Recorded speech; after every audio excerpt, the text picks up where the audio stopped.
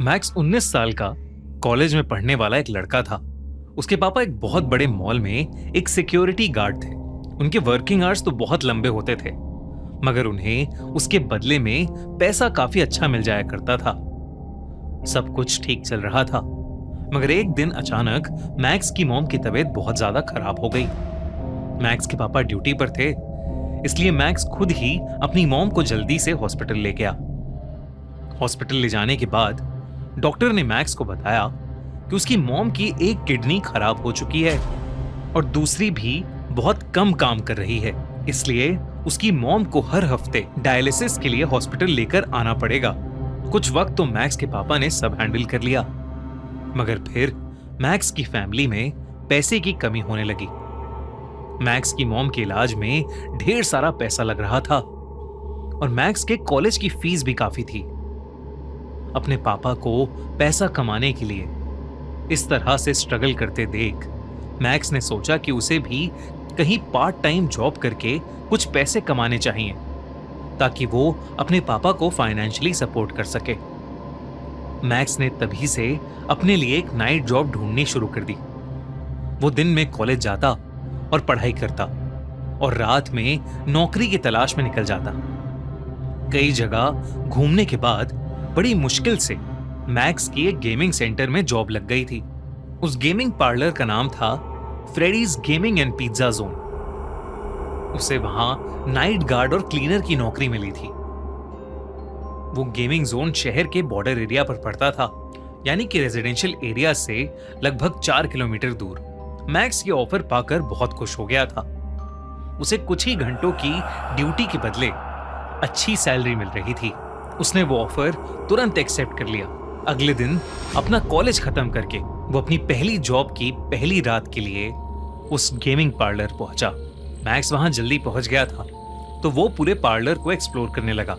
Gaming parlour के manager को एक इंपॉर्टेंट काम आ गया था, तो उसने मैक्स को कुछ इंस्ट्रक्शंस दिए और वो वहां से चला गया। मैक्स खुद भी गेमिंग में बहुत इंटरेस्टेड था, इसलिए उसे जैसे ही थोड़ा टाइम मिला वो वहीं गेम खेलने बैठ गया।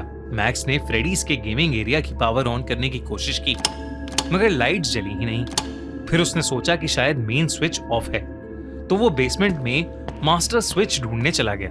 उस बेसमेंट में ढेर सारे पुतले पड़े हुए थे। वो सब बिल्कुल रोबोट्स जैसे लग रहे थे, बस उनका भेस किसी एनिमेटेड कैरेक्टर जैसा था, जैसे कि वो सारे पुतले बहुत बड़े आकार के रंग बिरंगे खिलौने हों। मैक्स उन्हीं के बीच पावर स्विच ढूंढने लगा। इतने में अचानक से मैक्स के पीछे खड़े पुतले का सर हिला। ऐसा लग रहा था जैसे वो पुतला मैक्स को ही देख रहा है। मैक्स को लगा कि शायद ये उसका वहम है, इसलिए वो फिर से मेन स्विच ढूंढने लगा। पर तभी मैक्स को ऐसा लगा जैसे वो पुतले धीरे धीरे उसके पास आ रहे हैं। अचानक से उसे अपने पीछे से किसी के जोर से हंसने की आवाज आई, पर वो जैसे ही पीछे मुड़ा उसने देखा कि सब कुछ बिल्कुल नॉर्मल था। कुछ ही देर में मैक्स को पावर स्विच मिल गया और उसे जलाते ही पूरे गेमिंग जोन की लाइट्स ऑन हो गईं। मैक्स वापस से ऊपर चला गया और कुछ गेम्स खेलने की कोशिश करने लगा, लेकिन उस गेमिंग पार्लर की कोई भी गेम ठीक से चल ही नहीं रही थी। तभी उनमें से एक गेम का अलार्म बहुत जोर से बजने लगा। मैक्स ने उस अलार्म को बंद किया और देखा कि स्क्रीन पर प्ले नाउ का ऑप्शन आ रहा है। मैक्स खुश हो गया, क्योंकि उसे इकलौती ऐसी गेम मिल गई थी जो चल रही थी।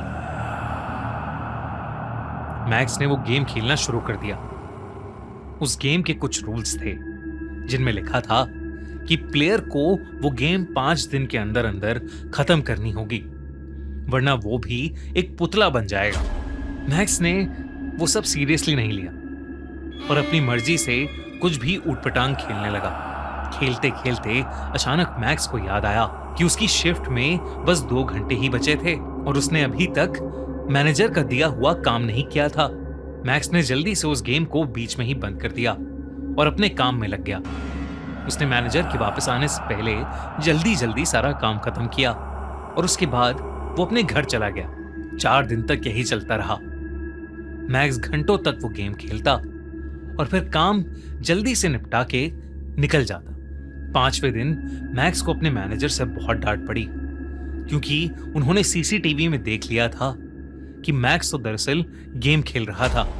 इस डांट के बाद मैक्स ने डिसाइड किया कि वो बस अब अपना काम ही करेगा।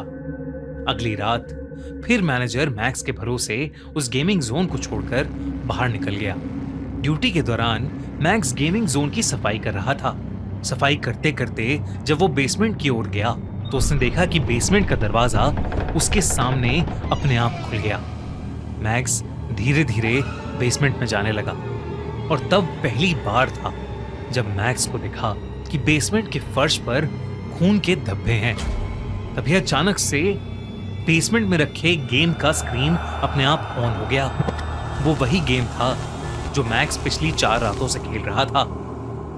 उस गेम का अलार्म जोर जोर से बजने लगा।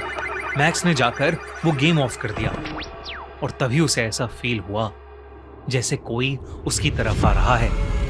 उसने पलट कर देखा तो बेसमेंट के पुतले उसके पीछे एक दीवार के साथ खड़े थे, जिनमें से एक पुतला कहीं गायब था। मैक्स हर तरफ उस पुतले को ढूंढने लगा, क्योंकि वो जानता था कि मैनेजर हर चीज का इल्जाम मैक्स पर ही लगा देगा। मैक्स पूरे बेसमेंट में उस पुतले को ढूंढने लगा, मगर उसे वहां कुछ नहीं दिखा। तभी बेसमेंट की लाइट्स फ्लिकर करने लगी और मैक्स को फिर से वही भयानक हंसी की आवाज आने लगी। वो आवाज बेहद डरावनी थी और मैक्स के करीब आती जा रही थी। तभी उसने देखा कि 2 लाल आंखें सीढ़ियों से नीचे वाले जगह से उसे घूर रही हैं। मैक्स की धड़कनें मानो रुक सी गई थी। वो धीरे धीरे बेसमेंट से निकलने की कोशिश करने लगा, मगर उसका दिल दहल उठा जब उसने देखा कि बेसमेंट में पड़े हुए सारे पुतले अब उसकी तरफ ही चलते हुए आ रहे हैं। मैक्स कदम पीछे लेने लगा, मगर वो 2 चमकती लाल आंखें अब उसके पीछे से उसकी तरफ आने लगी थीं। उन सारे पुतलों ने मैक्स को हर तरफ से घेर लिया था। अचानक से मैक्स को दौरे पड़ने लगे। ऐसा लग रहा था जैसे मैक्स को सांस ही नहीं आ रही है। और फिर वो पुतले धीरे धीरे मैक्स के करीब आए और अपने नुकीले दांतों और हाथों से उसे काटने और नोचने लगे। पूरी रात भर मैक्स की चीखें फ्रेडीज गेमिंग पार्लर में गूंजती रहीं, मगर कोई उसकी मदद के लिए नहीं आया। उस रात के बाद से मैक्स मिसिंग हो गया। पुलिस ने सीसीटीवी फुटेजेस भी चेक की, मगर उन्हें उन रिकॉर्डिंग्स में कुछ नहीं मिला।